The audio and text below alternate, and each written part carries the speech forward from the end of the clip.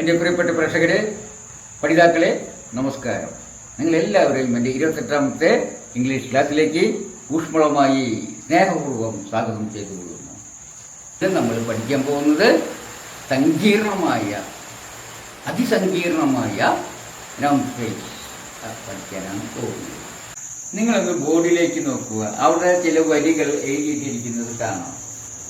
ഇത് എൻ്റെ വീട്ടിലേക്ക് വിരുന്ന് വന്ന ഒരു സ്കൂൾ വിദ്യാർത്ഥി എഴുതിയിട്ടതാണ്. അപ്പോൾ ഞാനൊരു രസം കാരണം ഞാൻ അവിടെ നിന്നോട്ടെ എന്ന് വിചാരിച്ചു. കാരണം എനിക്ക് നിങ്ങൾക്കൊന്ന് ഒരു രസത്തിന് കാണിച്ചു തരാമെന്ന് കരുതി. നിങ്ങളൊന്ന് വായിച്ച് നോക്കുക. അതായത് കൊല്ലത്തിൽ 2 തവണ സൂര്യനെ 2 വ്യത്യസ്ത മാസങ്ങളിൽ നേരെ തലയ്ക്ക് മുന്നിൽ കാണാം. അത് നിങ്ങൾക്കറിയാമല്ലോ. ഇനി ഞാൻ ഒരു കടം കഥ പറയാം, ഉത്തരം പറയാമോ?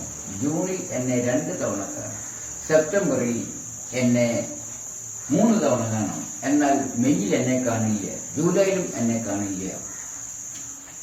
എങ്കിൽ ഞാൻ ആര്? ഇതായിരുന്നു കടം കഥ. എനിക്ക് വളരെ രസകരമായി തോന്നിയത് കൊണ്ട് ഞാൻ നിങ്ങളോട് പറയുന്നെന്ന് മാത്രം. അതിൽ കുറെ അർത്ഥവത്തായ കാര്യങ്ങൾ പഠിക്കാനുണ്ട്. അതുകൊണ്ടാണ് ഞാൻ നിങ്ങളോട് അത് പറയുന്നത്. നിങ്ങൾക്ക് ഒരു 5 സെക്കൻഡ് തരാം. അതിൽ നിങ്ങൾ അതിൻ്റെ ഉത്തരം പറയണം.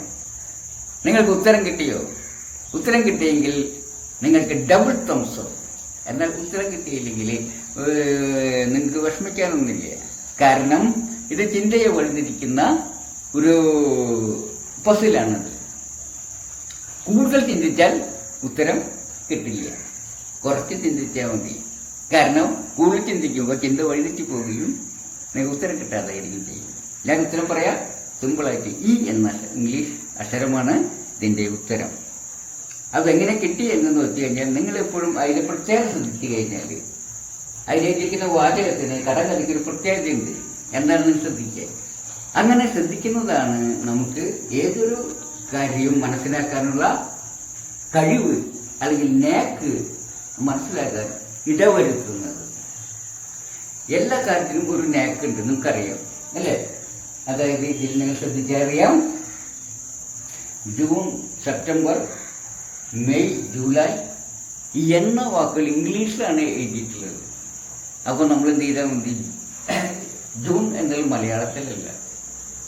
അപ്പോൾ ഈ സെപ്റ്റംബർ എന്നതും ഇംഗ്ലീഷിലായിരിക്കും, മെയ് എന്നതും ഇംഗ്ലീഷിലായിരിക്കും, ജൂലൈ എന്നതും ഇംഗ്ലീഷിലാണ് എഴുതിയിട്ടുള്ളത്. അങ്ങനെ വരുമ്പോൾ നമുക്കറിയാം എന്നാൽ ജൂണിൽ കണ്ടൊന്നും മലയാളത്തിലല്ലേ എഴുതിയിട്ടുള്ളത്. അപ്പോൾ ജൂൺ എന്നാൽ ഇംഗ്ലീഷ് വാക്കിലുണ്ടോ എന്നാണ് ആ ചോദ്യം. അപ്പോൾ ഓട്ടോമാറ്റിക്കലി വരിക. സെപ്റ്റംബർ എന്നുള്ളത് സെപ്റ്റംബറിൽ ഉണ്ടോ, സെപ്റ്റംബർ എന്ന വാക്കിലുണ്ടോ എന്നാണ് ആ ചോദ്യം വരുന്നത്. അല്ലെങ്കിൽ അത് മലയാളത്തിൽ ഇതൊക്കെ മലയാളം എഴുതുമെങ്കിൽ ആ വാക്ക് മാത്രം പ്രത്യേകം ഇംഗ്ലീഷിൽ എഴുതിയിട്ടുണ്ടെങ്കിൽ ആ ഇംഗ്ലീഷ് എന്ന വാക്കിലുണ്ടോ എന്നതിന് ചോദ്യം വരിക. അപ്പോൾ നമ്മൾ നോക്കുകയാണെങ്കിൽ ജൂണിൽ ഒരു പ്രാവശ്യം ഇ ഉണ്ട്, സെപ്റ്റംബറിൽ ഈ 3 പ്രാവശ്യമുണ്ട്, ജൂലൈയിലും മെയിലും ഇല്ല. അപ്പോൾ നിങ്ങളെ ചിന്തയെ വഴിതെറ്റിക്കാനും മുകളിൽ വേറൊരു വാചകവും കൊടുത്തു എന്ന് മാത്രം. അങ്ങനെ അപ്പോൾ അതായത് നമ്മൾ 3 കാര്യം നമ്മൾ പറയാനാണ് നമുക്ക് എന്ത് വരയ്ക്കുന്നത്. നമ്മളെപ്പോഴും എന്ത് ചെയ്യണം? പ്രത്യേകത ശ്രദ്ധിക്കണം. അപ്പോഴാണ് നമുക്ക് പെട്ടെന്ന് കാര്യങ്ങൾ മനസ്സിലാക്കുക, നേക്ക് മനസ്സിലാക്കുക. നേക്ക് എന്ന് പറഞ്ഞാൽ ഇത്രയേ ഉള്ളൂ. നമ്മളൊരു കോഴീനെ പിടിക്കണമെങ്കിൽ എവിടെ പിടിക്കണം? ഒരു താറാവിനെ പിടിച്ചു കൊണ്ടുപോകണമെങ്കിൽ എവിടെ പിടിക്കണം? ഒരു പൂച്ചയെ പിടിച്ചു കൊണ്ടുപോകണമെങ്കിൽ എവിടെ പിടിക്കണം? ഇതൊക്കെ ഒരു നേക്ക് എന്ന് പറയാം. താറാവിനെ കഴുത്തിൽ പിടിച്ചു കൊണ്ടുപോകണം, വേറെ എവിടെയെങ്കിലും പിടിച്ചുകൊണ്ടുപോയാൽ ചത്തുപോകും. ആ കോഴിയാണെങ്കിലോ കഴുത്തിൽ പിടിച്ചാൽ ചാവും, അതിനെ കാലുമ്പോൾ പിടിച്ചു കൊണ്ടുപോകണം. പൂച്ചയാണെങ്കിലോ കഴുത്തിൽ തൊലിയും പിടിച്ചു കൊണ്ടുപോകണം. അപ്പോൾ ഓരോ കാര്യത്തിനും ഓരോ നേക്കുണ്ട്. ആ നേക്ക് മനസ്സിലാക്കിയാൽ നമുക്ക് എളുപ്പമായിരിക്കും. അതുപോലെ തന്നെ ഇംഗ്ലീഷിലും ചില നേക്കുണ്ട്. അതാണ് നമുക്ക് പഠിക്കേണ്ടത് എന്ന് പ്രത്യേകം ശ്രദ്ധിക്കുക. നമ്മൾ ഈ ക്ലാസ്സിൽ നമ്മൾ പഠിക്കാൻ പോകുന്നത് വളരെ നീളം കൂടിയ അതോ സങ്കീർണമായ നൗൺ ഫ്രേസ് എങ്ങനെ എഴുതുന്നതാണ്. അപ്പോൾ നിങ്ങൾ ശ്രദ്ധിക്കേണ്ടത് ആ ഞങ്ങൾ എഴുതുന്ന സെന്റൻസുകളെ ഇതേപോലെ നല്ലവണ്ണം ശ്രദ്ധിച്ച് പ്രത്യേകത നോട്ട് ചെയ്തെടുക്കുക. അപ്പോൾ നിങ്ങൾക്ക് എങ്ങനെ മലയാള വാക്യഭാഗം ഇംഗ്ലീഷിലേക്ക് ട്രാൻസ്ലേറ്റ് ചെയ്യാമെന്ന് പഠിക്കും. കാരണം വാക്യഭാഗമാണ് നമുക്ക് ഏറ്റവും പ്രധാനമായിട്ട് എഴുതാൻ പഠിക്കേണ്ടത്. കാരണം ഓരോ വാക്യഭാഗം എഴുതാൻ പഠിക്കുന്ന ഒരാൾക്ക് വെറുതെ അതൊന്ന് അറേഞ്ച് ചെയ്താൽ വാചകമായി. അറേഞ്ച്മെന്റ് പഠിക്കാനായിട്ട് ഒരു ചെറിയൊരു അരമണിക്കൂർ വേണ്ട. പക്ഷെ വാക്യഭാഗം എഴുതാൻ പഠിക്കലാണ് മുഖ്യഭാഗം. അതുകൊണ്ടാണ് പറഞ്ഞത് നിങ്ങൾ അത് പഠിക്കാനാണ് ഞാൻ ഇപ്പോൾ ഇന്നെടുത്ത് പോകുന്നത്. നമ്മുടെ നൗൺ ഫ്രേസ് സങ്കീർണമായ, അത് കോംപ്ലിക്കേറ്റഡ് ആയി. ഇനി നിങ്ങൾ ബോർഡിലേക്ക് നോക്കുക. അതിൽ കേരളത്തിന്റെ തലസ്ഥാനത്തുള്ള എന്റെ വീടിന്റെ മുറ്റത്തുള്ള മരത്തിന്റെ കൊമ്പിന്മേലുള്ള ഒരു നീല പട്ടി കിളച്ചു എന്നുള്ള ഒരു വാചകമാണ് എത്തിയിട്ടുള്ളത്. അപ്പൊ എന്റെ ഒപ്പം നിങ്ങളും വായിച്ചിട്ടുണ്ടാകുമെന്ന് കരുതുന്നു. കാരണം നമുക്ക് ഒരുമിച്ച് അത് എങ്ങനെയാണ് ഇംഗ്ലീഷിലേക്ക് തർജ്ജമ ചെയ്യുക എന്ന് നോക്കാം. അപ്പൊ വായിച്ചിട്ടുണ്ടാവുമല്ലോ അല്ലേ? ഇതില് വെർബ് എന്താണെന്ന് നിങ്ങൾക്കറിയാം. എന്താണ്? കിളച്ചു എന്നുള്ളതാണ് വെർബ് അല്ലേ? അപ്പൊ അത് ആരാ ചെയ്തേ അല്ലേ? ആ പ്രവൃത്തി വെർബ് ആരാ ചെയ്ത? അതാണല്ലോ സബ്ജക്ട് എന്നുള്ളത്. അപ്പൊ എന്താണ്? കേരളത്തിന്റെ തലസ്ഥാനത്തുള്ള എന്റെ വീടിന്റെ മുറ്റത്തുള്ള മരത്തിന്റെ കൊമ്പിന്മേലുള്ള ഒരു നീല പക്ഷി. ആ പക്ഷിയാണ് ചിലച്ചത്. പക്ഷിക്ക് വിശേഷണങ്ങളുണ്ട്. എത്ര വിശേഷണങ്ങളുണ്ട് എന്ന് ചോദിച്ചു കഴിഞ്ഞാൽ അതിന് ഒറ്റവാക്കായിട്ടുള്ള 1-2 വിശേഷണങ്ങളുണ്ട്. എത്രയാണ്? ഒറ്റവാക്കായിട്ടുള്ള എത്രയുണ്ട്? 2 വിശേഷണങ്ങളുണ്ട്. പക്ഷെ പച്ച നിറത്തിൽ എഴുതിയിട്ടുള്ളത് എല്ലാം ചേർന്ന് ഒരൊറ്റ വിശേഷനാണ്, ഫ്രേസ് ആയിട്ടുള്ള വിശേഷണം. ഇതാണ് ഈ ഇവിടം തൊട്ട് ഇവിടം വരെ ഇതില്ല പച്ച നിറത്തിലെഴുതി ഇവിടം വരെ എന്താണ്? ഒറ്റ വിശേഷണമാണ്. അത് ഫ്രേസ് ആയിട്ടുള്ള വിശേഷണം. കാരണം എന്താ? ആ പച്ച നിറത്തിലെഴുതിയിൽ കുറെ വാക്കുകൾ ചേർന്നാണ്, അതുകൊണ്ട് ഫ്രേസ് ആണ്. അത് പ്രിപ്പോസിഷനിൽ ആരംഭിക്കുന്ന ഒരു ഫ്രേസും കൂടിയാണ്. അപ്പൊ നമ്മളിത് കഴിഞ്ഞ ക്ലാസ്സിൽ പഠിച്ചനുസരിച്ച് എവിടെ വെക്കണം ഇംഗ്ലീഷിലാക്കുകയാണെങ്കിൽ എന്ന് നിങ്ങളൊന്ന് ചിന്തിച്ച് നോക്കുന്നത് നന്നായിരിക്കും. അപ്പോ ഒരു നാമവും അതിന്റെ എല്ലാ വിശേഷണങ്ങളും ചേർന്നിട്ടുള്ളതാണ് ഇതിന്റെ സബ്ജക്റ്റ്. ഒരു നാമവും അതിന്റെ എല്ലാ വിശേഷണവും ചേർന്ന പദങ്ങളുടെ കൂട്ടത്തെ എന്താണ് നമ്മൾ പറയുക? Noun phrase. അതിൽ തർക്കമില്ലനി. അപ്പൊ ഇതൊരു നൗൺ ഫ്രേസ് ആണ്. വളരെ നീളമുള്ള ഒരു നൗൺ ഫ്രേസ് ആണ്.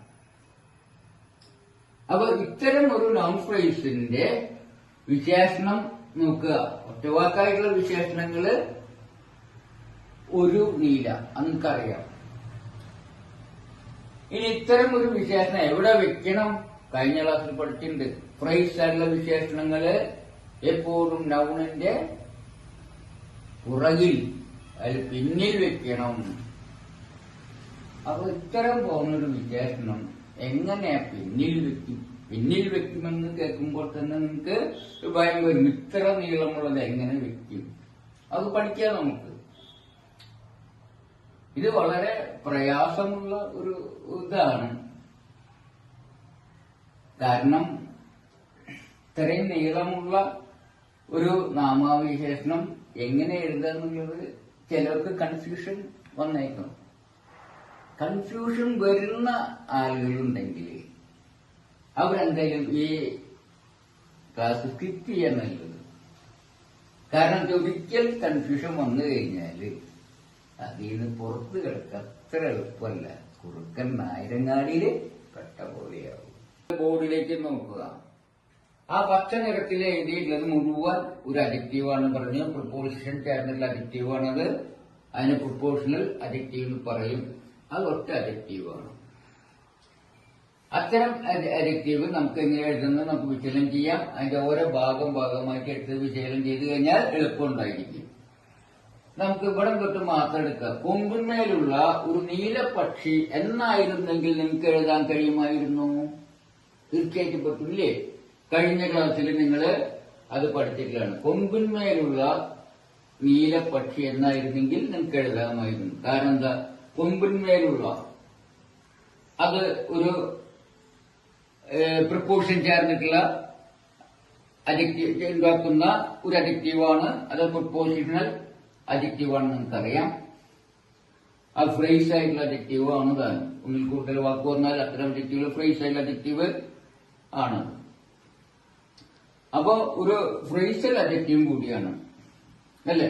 അപ്പൊ നമ്മൾ പഠിച്ചത് വെച്ച് ആ ചോപ്പ അടിയിൽ ചോന്ന വരെയുള്ള ഒരു എന്ന നീല എന്ന ഒറ്റവാക്കായിട്ടുള്ള വിശേഷണമാണെന്നും അറിയാം. ഇത് ഫ്രേസ് ആയിട്ടുള്ള വിശേഷണമാണെന്ന് അറിയാം. പക്ഷിയാണെങ്കിൽ നൗൺ എന്നും നമുക്ക് ഇതാണ് നൗൺ എന്നും നമുക്കറിയാം. എൻ എന്ന് എഴുതിയെങ്കിൽ അല്ലേ. ഇത് പ്രിപ്പോസിഷണൽ അഡ്ജക്റ്റീവ്. ഇത് ബാക്കി രണ്ടും ഒറ്റവാക്കായിട്ടുള്ള വിശേഷണമായതുകൊണ്ട് നിങ്ങൾക്ക് ഓരോന്നിനും ഇംഗ്ലീഷ് പക്ഷിയിൽ നിങ്ങൾക്കറിയാം. ബേർഡ്, നീല എന്നുള്ള വാക്കിന്റെ ഇംഗ്ലീഷ് നിങ്ങൾക്കറിയാം. ബ്ലൂ, ഒരു ഒന്നുമില്ല ഇംഗ്ലീഷ് നിങ്ങൾക്കറിയാം. എന്താ എ. കൊമ്പിന്മേലുള്ള കൊമ്പ് എന്ന് പറഞ്ഞാൽ ബ്രാഞ്ച്. കൊമ്പ് എന്ന് പറഞ്ഞാൽ ബ്രാഞ്ച്. മേലുള്ള, മേൽ എന്ന് പറഞ്ഞാൽ അർത്ഥം ഓൺ. മേലുള്ള എന്നുള്ളതിനും ഓൺ തന്നെയാണ്. അപ്പൊ ഇതിനോട് കൊമ്പിനോട് കൂടി ചേർക്കേണ്ട പ്രിപ്പോസിഷൻ ഓണാന്ന് നിങ്ങൾക്കറിയാം. അപ്പൊ എങ്ങനെയാണ് ചേർക്കാന്ന് പഠിച്ചിട്ടുണ്ട്. മലയാളത്തിൽ നിന്ന് വിപരീതമായി മുൻപിലാണ് ചേർക്കുക. അപ്പൊ കൊമ്പിന്മേലുള്ള എന്നതിന് ബ്രാഞ്ചിന്റെ കൂടെ ചേർക്കേണ്ട പ്രിപ്പോസിഷൻ ഓണാണ്. അത് എവിടെ ചേർക്കണം എന്ന് നിങ്ങൾക്കറിയാം. അത് മുമ്പിലാണെന്നറിയാം. അപ്പൊ on the branch, on the branch. അപ്പൊ ഇതിന്റെ ഓൺ ദ ബ്രാഞ്ചാണ് എന്നാണ്. അപ്പൊ ഇതിന്റെ ഒരു എന്നാണ്. അപ്പൊ നമ്മൾ എവിടെ തുടങ്ങണം? ഒറ്റവാക്കായിട്ടുള്ള വിശേഷണം ഒരു എന്നുള്ളതിന്റെ തുടങ്ങണം അല്ലേ. ഒരു എന്നാണ് ആദ്യം വരുന്നത്. ഒരു, ഇതാണ് ഒരു. പിന്നെ അടുത്ത് വേണ്ടത് ഈ അടുത്ത ഒറ്റവാക്കായിട്ടുള്ള നീല, ബ്ലൂ, ഇതാണ് അല്ലേ. ഈ രണ്ട് ഒറ്റവാക്കായിട്ടുള്ള വിശേഷം എവിടെ വെച്ചാൽ പക്ഷിയിൽ എന്താ ബേർഡ്.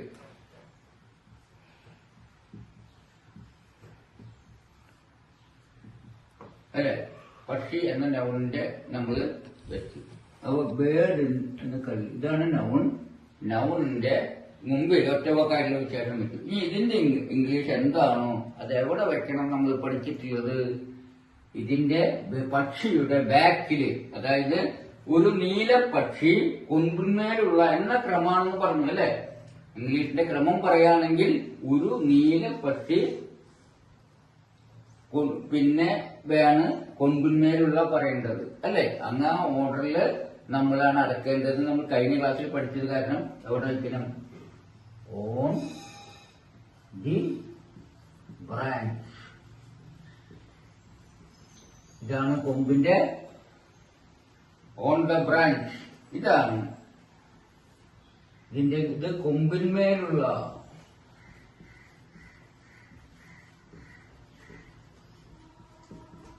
ഓൺ ദ ബ്രാഞ്ച് അല്ലേ. അപ്പൊ ഒരു, ഇതിന്റെ ഒരു എന്നാണ്, ഇതിന്റെ നീല എന്നാണ് അല്ലെ. ഇത് പക്ഷി അല്ലേ.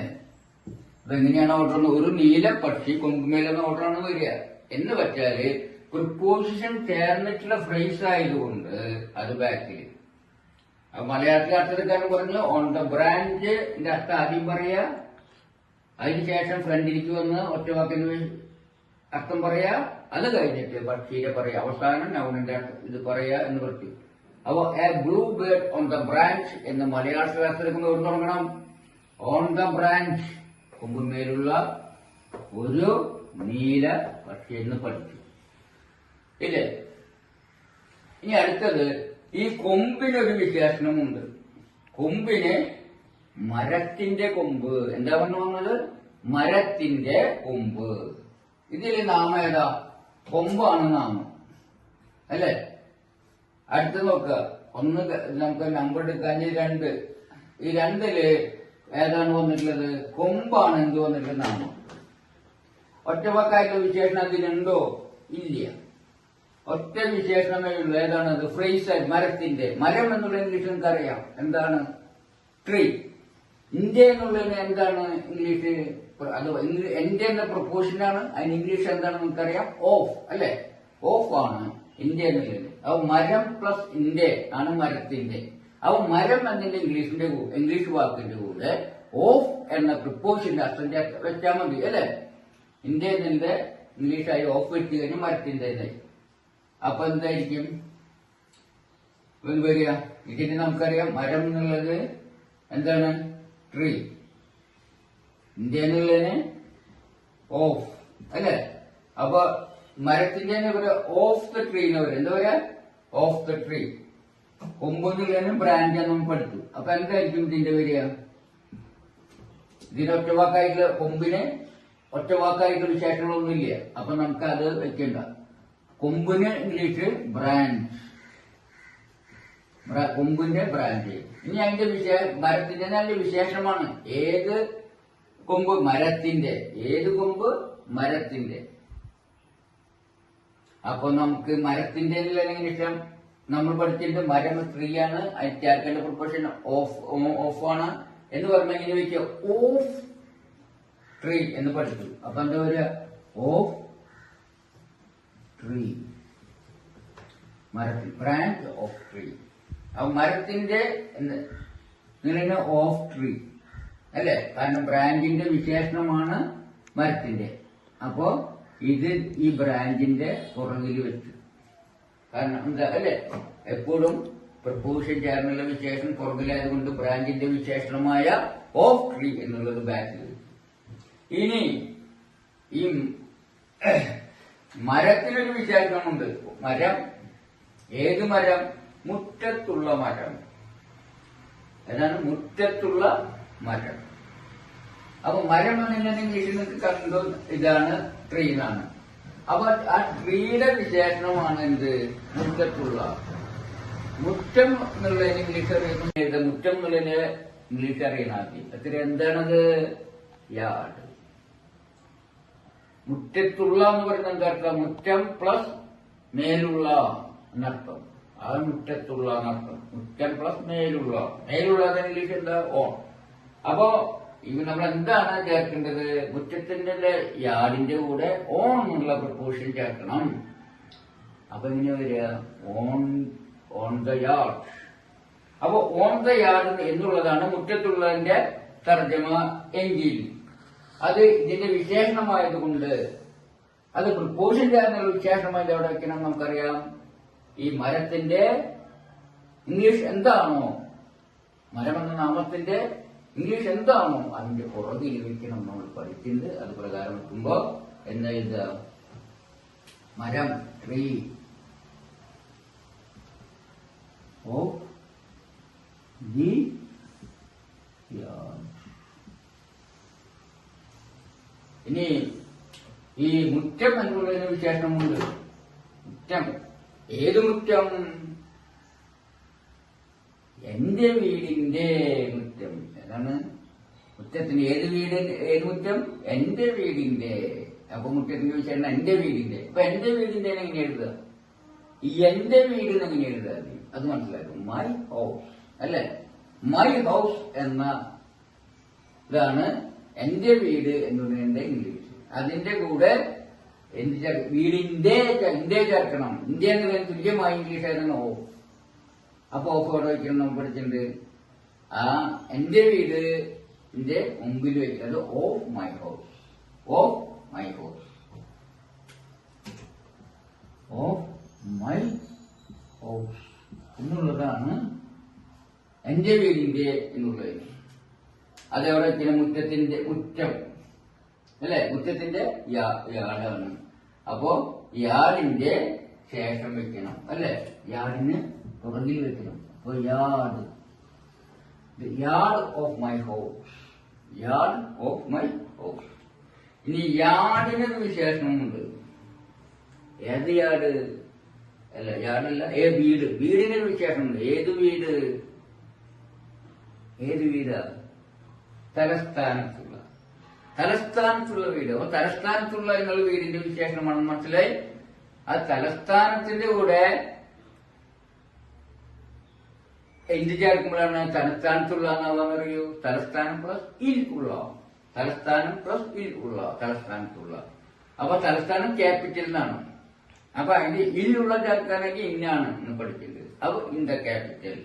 അപ്പൊ ഇതിന്റെ ഇംഗ്ലീഷ് ഇൻ ദ ക്യാപിറ്റൽ. അതെവിടെ വെക്കണം? വീട് ഹൗസാണ്. ഹൗസിന് വേറെ ഒറ്റ വാക്കായാലും വിശേഷണങ്ങളില്ല. അപ്പൊ ഹൗസിന് ശേഷം ഇത് വെച്ചാൽ മതി. അപ്പൊ ഹൗസ് ഓഫ്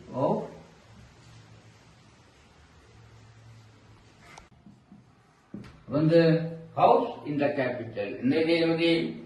ഹൗസ് അതിന്റെ സംസ്ഥാനത്തുള്ള വിശേഷം ബാക്കിൽ വെച്ച് ഹൗസ് ഇൻ ദ ക്യാപിറ്റൽ. അത് ഇനി ക്യാപിറ്റലിന് ഒരു വിശേഷമുണ്ട്. ഏത് ക്യാപിറ്റല്? കേരളത്തിന്റെ തലസ്ഥാനം. അപ്പൊ തലസ്ഥാനത്തിന് വിശേഷണം എന്താണ്? കേരളത്തിന്റെ. അപ്പൊ നമുക്ക് അതേതാ? കേരളത്തിന്റെ തലസ്ഥാനം. തലസ്ഥാനം ക്യാപിറ്റലാണ്, മനസ്സിലായി. കേരളത്തിന്റെ, കേരളം എന്നുള്ള നമുക്കറിയാം ഇംഗ്ലീഷ് കേരളം തന്നെയാണ്. കാരണം ഒരാളുടെ പേരിനെ വേറെ ഇംഗ്ലീഷ് ഒന്നുമില്ലേ. ഇന്ത്യ എന്നുള്ളതിനെ പറയാം ഓഫ്. കേരളത്തിന്റെ ഇംഗ്ലീഷ് എന്താ? ഓഫ് കേരള. അപ്പൊ ഓഫ് കേരള എന്നാണ് കേരളത്തിന്റെ നിന്ന് ഉള്ളതിന്റെ ഇംഗ്ലീഷ് എന്ന് മനസ്സിലായി. അത് ഈ വിശേഷണത്തിന്റെ ഇംഗ്ലീഷ് മനസ്സിലായി. ഇനി തലസ്ഥാനം ക്യാപിറ്റലാണ്. ക്യാപിറ്റൽ എവിടെ വെക്കണം? ബാക്ക് പുറകിലാണെന്നറിയാം. അപ്പൊ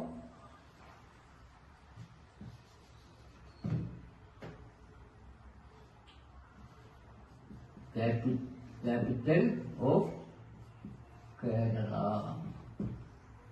അപ്പൊ ഓരോ ഭാഗത്തിന്റെയും നമുക്ക് എഴുതാനറിയാം, അല്ലേ? ഇതാണ് നമുക്ക് മനസ്സിലായത്. അപ്പൊ ഇതിന്റെ സഹായത്താൽ നമുക്ക് എഴുതാനായിട്ട് കഴിയും. ഇപ്പൊ ബ്രാഞ്ചിന്റെ വിശേഷണമാണ് ഓഫ് ദ ട്രീ. അതെവിടെയെന്നത്? ബ്രാഞ്ചിന്റെ പുറകില്. ട്രീയുടെ വിശേഷണമാണ് മുറ്റത്തുള്ള. അപ്പൊ മുറ്റത്തുള്ള എന്നുള്ളത് എവിടെ വന്നത്? ട്രീയുടെ ബാക്കിൽ. അതിലെ യാർഡിനൊരു വിശേഷണമുണ്ട്. എന്താണ്? എന്റെ വീടിന്റെ. അപ്പൊ എന്റെ വീടിന്റെ യാർഡിന് ശേഷം വന്നു. അതിലെ ഹൗസിനൊരു വിശേഷണമുണ്ട്. എന്നാ? തലസ്ഥാനത്തുള്ള. അപ്പൊ അത് ഹൗസിന്റെ പിറകിൽ വന്നു. ആ ക്യാപിറ്റലിനൊരു വിശേഷണമുണ്ട്. ഓഫ് കേരള. അപ്പൊ മലയാളത്തിൽ നോക്കുക, അങ്ങനെ തന്നെയാണ്, അല്ലേ? പണ്ട് കുട്ടികളൊക്കെ കളിക്കുന്ന ഒരു കളിയുണ്ട്, അല്ലേ? ഏത് മുട്ട? കോഴിമുട്ട. ഏത് കോഴി? പൂവൻ കോഴി. ഏത് പൂവ്? കാട്ടുപൂവ്. ഏത് കാട്?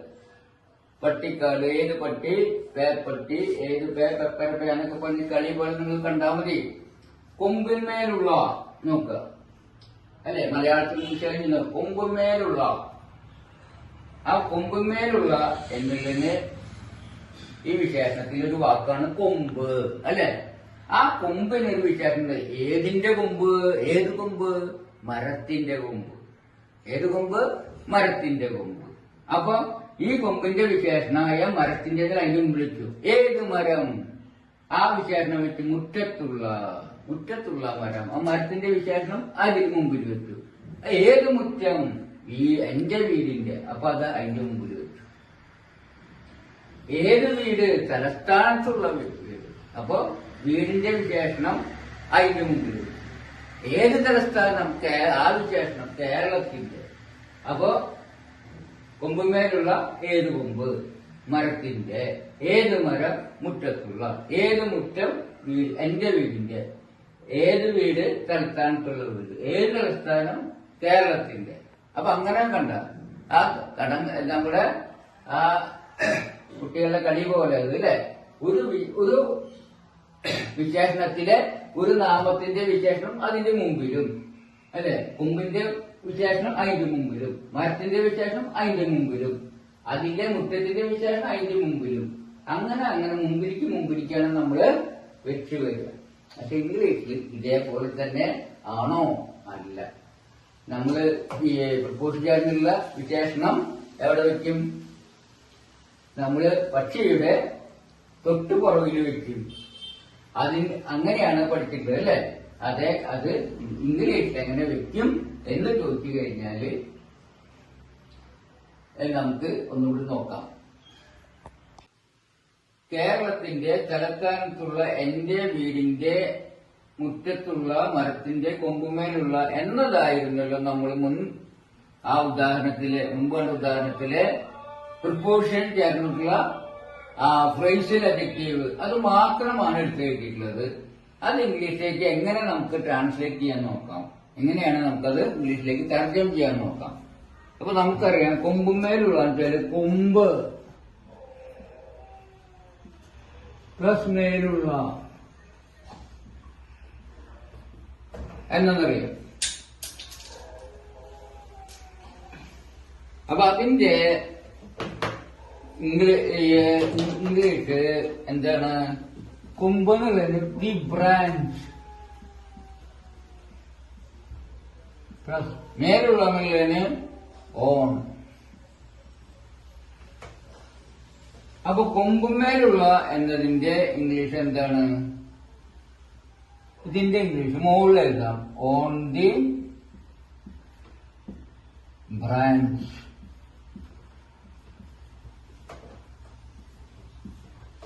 അപ്പൊ ഓൺ ദി ബ്രാഞ്ച് എന്നുള്ളത് അങ്ങനെ എഴുതുക, കൊമ്പുമേലുള്ളതായി.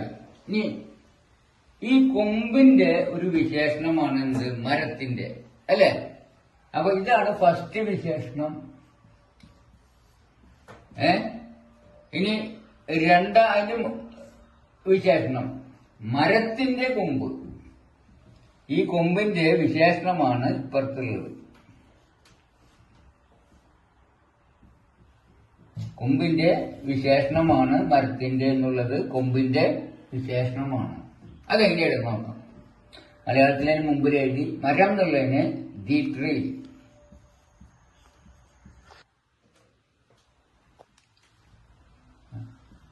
ഇന്ത്യ എന്നുള്ളതിന്റെ ഇത് മരം പ്ലസ് ഇന്ത്യ.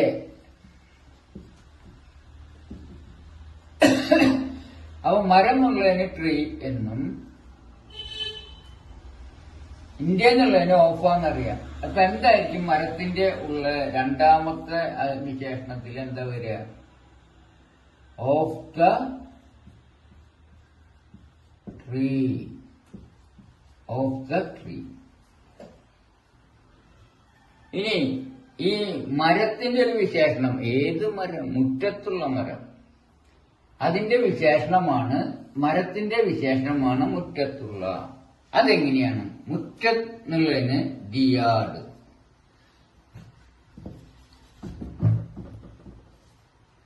മുറ്റം പ്ലസ് ഉള്ള, ഓൺ, ഉള്ള, മേലുള്ള.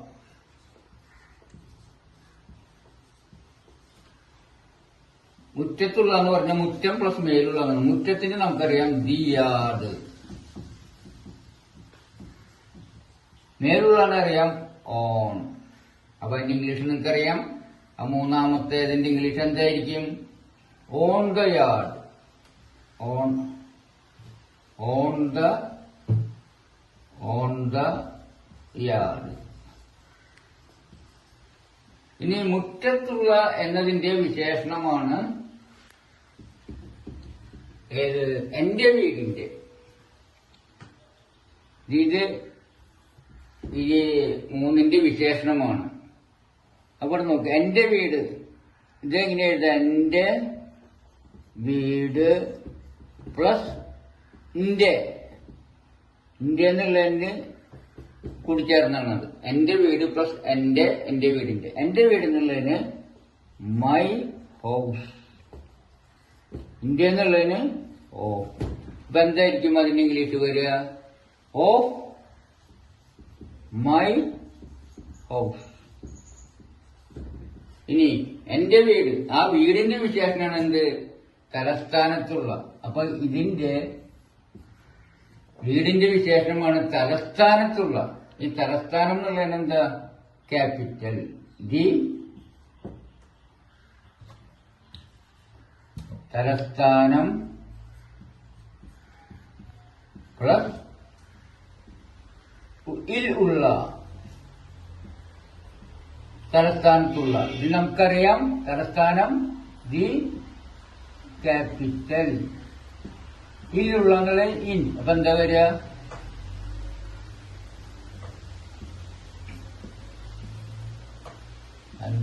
അഞ്ചാമത്തെ വരിക in the in the capital.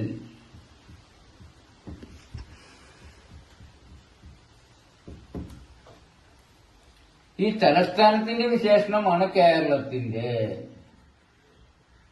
Keralam plus India എന്നുള്ളതാണ് കേരളത്തിന്റെ. അതായത് കേരള പ്ലസ് ഓഫ്. അപ്പൊ അതെന്തായിരിക്കും വരിക? 6 ഓഫ് കേരള. അപ്പൊ നമുക്ക് 6 ഇതുണ്ട്, വിശേഷണമുണ്ട് അല്ലേ? അതായത് കൊമ്പിന്മേലുള്ള എന്നതിൽ കൊമ്പിന്റെ വിശേഷണം അതിന്റെ മുമ്പിൽ വെച്ചു, മരത്തിന്റെ എന്ന് വെച്ചു. ആ മരത്തിന്റെ വിശേഷണം ഏത് മരം മുറ്റത്തുള്ള ആ മരത്തിന്റെ വിശേഷം അതിന് മുമ്പിൽ വെച്ചു.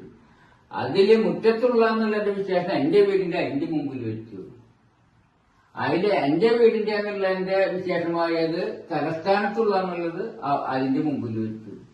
ഈ തലസ്ഥാനത്തിന്റെ വിശേഷണമായ കേരളത്തിന് അതിന്റെ മുമ്പിൽ വെച്ചു. ഇങ്ങനെയാണ് മലയാളത്തിൽ ഓരോ.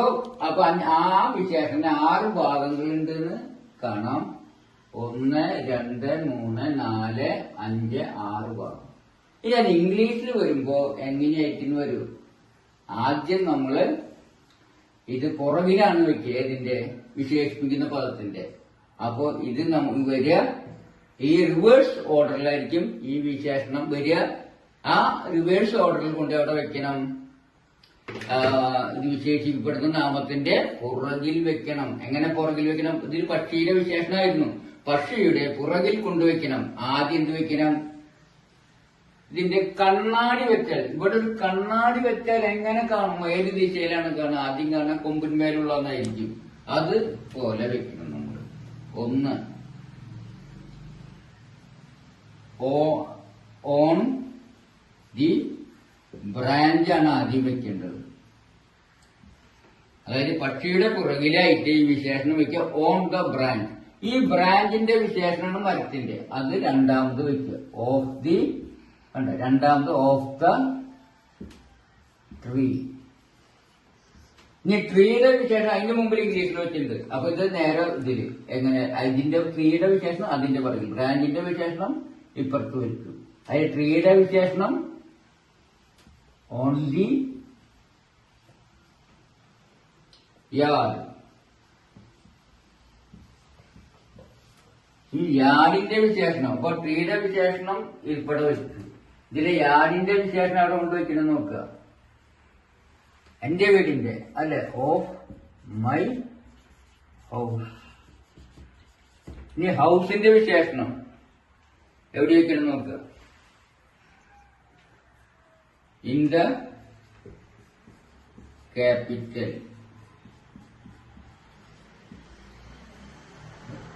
ഇനി ക്യാപിറ്റലിന്റെ വിശേഷണം എവിടെ വെക്കണം നോക്കുക? ഓഫ് ഇതിന്റെ വിശേഷണം ഓഫ് കേരള.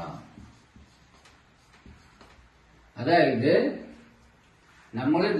ഇതിൽ നമ്മൾ കേരളത്തിന്റെ തലസ്ഥാനത്തുള്ള എന്റെ വീടിന്റെ മുറ്റത്തുള്ള മരത്തിന്റെ കൊമ്പിന്മേലുള്ള എന്നുള്ളതിന് നമ്മൾ വരുമ്പോ കൊമ്പുമേലുള്ള ആദ്യം വരും.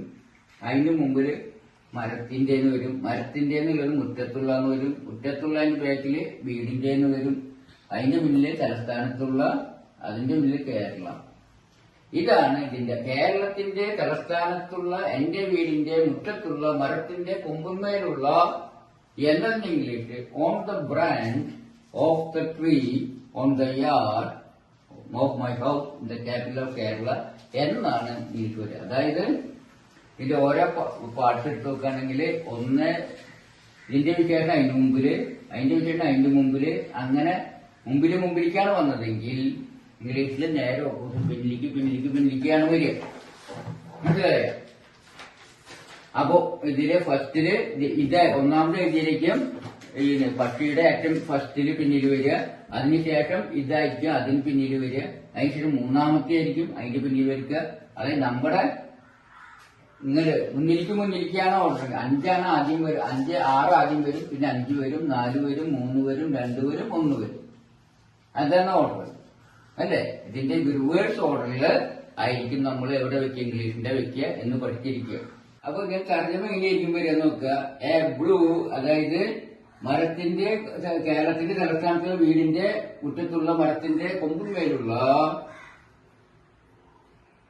നീലപക്ഷിയുടെ തർജ്ജമ എങ്ങനെയായിരിക്കും? A blue bird on the branch of the tree on the yard of my house in the capital of Kerala. ഇതാണ് അതിന്റെ ഇംഗ്ലീഷ് തർജ്ജമ. ഇതെല്ലാം കൂടി ഒരു വലിയ നൗൺ ഫ്രേസാണ്. പക്ഷി എന്ന നൗണും അതിന്റെ ഒറ്റവാക്കായിട്ടുള്ള 2 വിശേഷണങ്ങളും ചങ്ങല പോലെയുള്ള ഒറ്റ വിശേഷണവും ചേർന്ന് അതെല്ലാം കൂടി ചേർന്ന് നൗൺ ഫ്രേസ് ആയിട്ടുള്ള നമ്മൾ കണ്ടത്. അപ്പൊ നമ്മള് ഇപ്പൊ a blue bird on the branch on the tree on the yard of my house in the capital of Kerala എന്നുവെച്ചാല് ഇവിടെ നിങ്ങൾ അടുത്ത് വരണം. കേരളത്തിന്റെ തലസ്ഥാനത്തുള്ള എന്റെ വീടിന്റെ മുറ്റത്തുള്ള മരത്തിന്റെ കൊമ്പുമേലുള്ള കഴിഞ്ഞ കൊണ്ടുവരിക ഒരു നീല പക്ഷി. അങ്ങനെയാണ് ഇംഗ്ലീഷിന്റെ ക്രമം എന്ന് മനസ്സിലാക്കുക. അതിന് ടഫായിരിക്കും. കാരണം കണ്ട, നമ്മള് ഇതിന്റെ നേരെ വിപരീതമാണ്. കാരണം നമ്മളും അവരുടെ ചിന്താഗതി എങ്ങനെയാണത്, ചിന്തയിൽ നിന്നാണ് പ്രവൃത്തി ഉണ്ടാകുന്നത്. ആ പ്രവൃത്തി അങ്ങനെയായിരിക്കും. ഡ്രസ്സിംഗ് ഉൾപ്പെടെ ഇത് ഓർമ്മ വയ്ക്കാൻ ഡ്രസ്സിങ്ങിന്റെ കാര്യം ഓർത്താൽ മതി. നമ്മുടെ ഡ്രസ്സും അവരുടെ ഡ്രസ്സും തമ്മിൽ എന്ത് വ്യത്യാസം? വല്ല വ്യത്യാസമുണ്ടോ? ഭംഗിയുടെ കാര്യമല്ല ഞാൻ പറഞ്ഞിട്ടില്ല.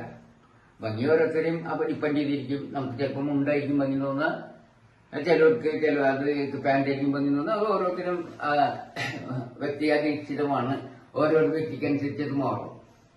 പക്ഷെ ഒരു രസകരമായ ചോദ്യം നിങ്ങൾ വെച്ചോ, ഹൈജീനിക് ആയിട്ട് ഡ്രസ്സ് മുണ്ടാണോ പാന്റാണോ എന്ന് ചോദിച്ചാൽ നിങ്ങൾ എന്തെന്ന് പറയാം? അതായത് നമ്മുടെ കേരളീയരുടെ ഡ്രസ്സായ മുണ്ടാണോ പാന്റാണോ എന്ന് ചോദിച്ചാൽ ഒരു രസിക ചോദ്യമാണ് അത്. ഹൈജീനിക് എന്ന് പറഞ്ഞാൽ മനസ്സിലായ? ഹൈജീനിക് എന്ന് വെച്ചാൽ ആരോഗ്യദായകവും വൃത്തിയുമുള്ള എന്നർത്ഥം. ഹൈജീനിക് ഏതാണ് എന്ന് ചോദിച്ചു. രസകരമായ മറുപടി പറഞ്ഞിട്ടുള്ളത്, ഒരു വിശകലനം തന്നിട്ടുള്ളത് വളരെ യൂണിവേഴ്സിറ്റിയുടെ വിജ്ഞാനമുള്ള സ്വാമി ധർമാനന്ദി ഗിരിസ്വാമികളാണ്. അപ്പൊ എന്താ അത് നിരീക്ഷിച്ചെന്നറിയോ? എന്തായിരുന്നു ഹൈജീനിക് ആയിട്ടുള്ളത് ചോദിച്ചു പറയാൻ പറ്റുമോ? നമ്മുടെ ഡ്രസ്സിങ്, അവരുടെ ഡ്രസ്സും മുണ്ടും പാൻറ്റും തമ്മിലുള്ള ഡ്രസ്, അത് ടോയ്ലറ്റ്, അത് അദ്ദേഹം വളരെ രസകരമായി നിരീക്ഷിച്ചിട്ടുണ്ട്. ആ ടോയ്ലറ്റിൽ പോകുമ്പോ നമ്മള് മുണ്ട് ഇതിന്റെ പ്രത്യേകത എന്താ? നമ്മൾ മേലോട്ട് ഉയർത്തിയിട്ടാണ് കാര്യം ശ്രദ്ധിക്കുക. അതേസമയത്ത് പാൻറ്റാണെങ്കിൽ കീഴോട്ട് വലിച്ചിട്ടാണ്. അപ്പോ വൃത്തികരമായ സാധ്യത ആ പാൻറ്റിനാണ്. അതുകൊണ്ട് ഹൈജീനിക് ആയിട്ടുള്ള ഡ്രസ് നമ്മുടെയാണ് എന്ന് നിങ്ങൾ മനസ്സിലാക്കുക. നമ്മുടെ ചിന്തയാകുന്നതും ശരി. അപ്പൊ നിങ്ങൾ ഓർത്താൽ മതി, നമ്മൾ മേലോട്ട് വലിക്കുമ്പോൾ അവർ കീഴോട്ട് വലിക്കും എന്നതുപോലെ തന്നെയാണ് വാചകവും. നമ്മൾ മുമ്പിൽ വയ്ക്കുമ്പോൾ അവർ പിന്നിൽ കൊണ്ടുവയ്ക്കും. നമ്മൾ മുന്നിലേക്ക് വെച്ചു വരുമ്പോ അവര് പിന്നിലേക്ക് വെച്ചു വരും എന്നിട്ട് കണ്ടപ്പോ മനസ്സിലായി. ഇതുപോലെ കുറച്ച് ഭാഗങ്ങൾ എഴുതി പഠിച്ചു കഴിഞ്ഞാൽ, ഈ ബാക്കി ഭാഗങ്ങൾ എഴുതി പഠിച്ചു കഴിഞ്ഞാൽ നിങ്ങൾക്ക് ഏകദേശം ഒരു പ്രയോഗം കിട്ടും. ഇത് പഠിച്ചാൽ, ഇത് മനസ്സിലായാലും ഗുണം എന്താണെന്ന് വെച്ചാല് ഇംഗ്ലീഷിന്റെ അർത്ഥമെടുക്കാനും ഇംഗ്ലീഷിന്റെ ടെക്നിക്കും നമുക്കൊന്ന് അതിന്റെ നേക്കൊന്ന് പിടികിട്ടും എന്നുള്ളതാണ് എനിക്ക് പറയാനുള്ളത്. അപ്പൊ 1-2 കൊണ്ട് എഴുതുക. ഒരു കുറച്ചിന്റെ അഭ്യാസം ചെയ്ത് കഴിഞ്ഞാൽ നിങ്ങൾക്ക് കിട്ടും. അത് ഇനി തീരെ പറ്റാത്തൊരു കുട്ടികൾക്ക് അടുത്ത ക്ലാസ്സിൽ കണ്ടാലും മതി.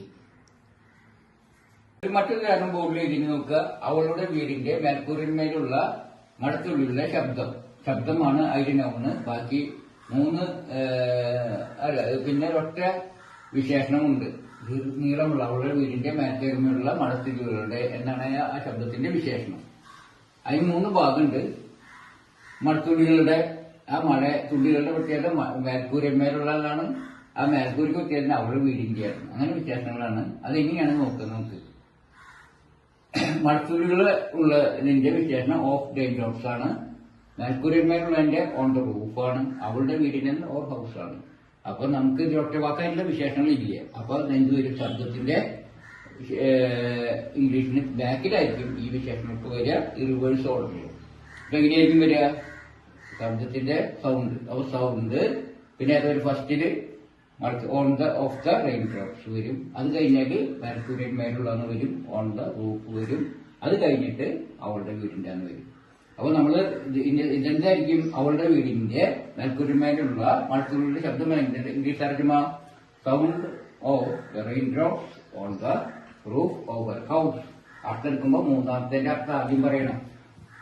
ഓഫ് ഹർ ഹൗസ്, അവളുടെ വീടിന്റെ മേൽക്കൂരന്മേലുള്ള മഴത്തുള്ളികളുടെ ശബ്ദം. ഇങ്ങനെയായിരിക്കും ഇംഗ്ലീഷ് അർത്ഥം എടുക്കേണ്ട എന്റെ കാര്യം ഓർമ്മ വയ്ക്കുക. നിങ്ങൾക്ക് കുറച്ച് ഉദാഹരണം തരാം, അത് നോക്കി നിങ്ങൾ ചെയ്ത് പഠിക്കുക. അതുപോലെ കുറച്ച് അഭ്യാസമൊക്കെ ചെയ്ത് പഠിക്കുക. അങ്ങനെയൊക്കെ നിങ്ങൾക്ക് ഇത് കിട്ടും. ഇനിയിപ്പോ എന്തെങ്കിലും വീഡിയോയുടെ നീളം വല്ലാണ്ട് നീണ്ടു പോയിട്ടുണ്ട്. പക്ഷെ ഇത് നമുക്ക് ചെറുതാക്കാൻ പറ്റുമായിരുന്നില്ല. അതുകൊണ്ട് ഇനി എന്തായാലും നമുക്ക് അടുത്ത ക്ലാസ്സിൽ കാണാം. അതുവരേക്കും ഇവിടെ നന്ദി, നമസ്കാരം, ബൈ.